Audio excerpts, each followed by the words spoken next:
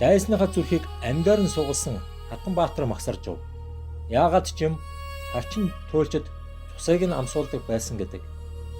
Дөрвөн ойрдын хан галдан цэрэн нэгэн хатантай байж хатнаас нь төрсөн удам угсаа дөрвөн ойрдын түүхийг үеийн үед дуулан магтах болно гэсэн төөрөгтэй байж Парчин туйлч бол тэр удам угсаа байв.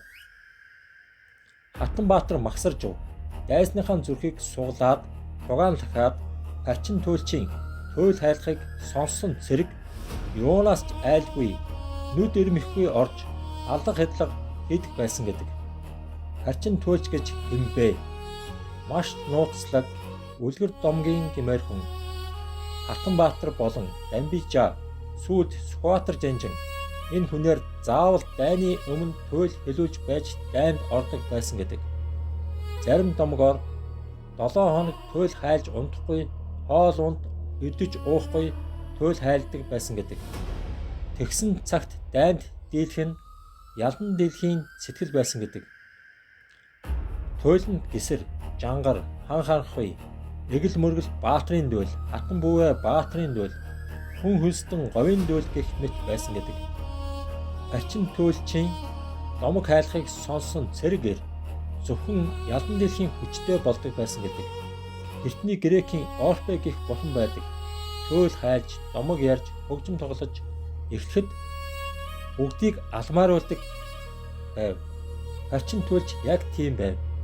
Морин хуураа бариад үлгэр домог хайлаад эхлэхэд бурхтын урай дуудлага мэт омогшин дайчин хүсэл төрдөг гэдэг.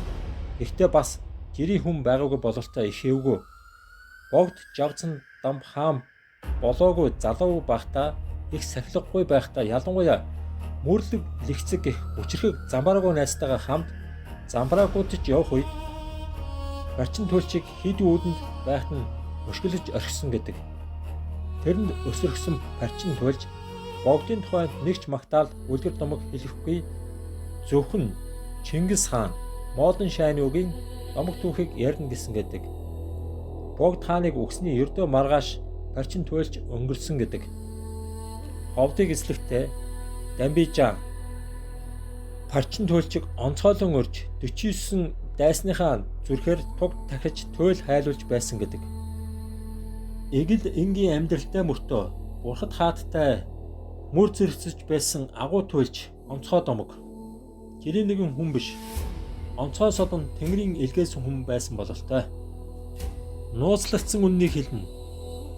Суугтайгаа хамт байгаараа subscribe, notification дараарай.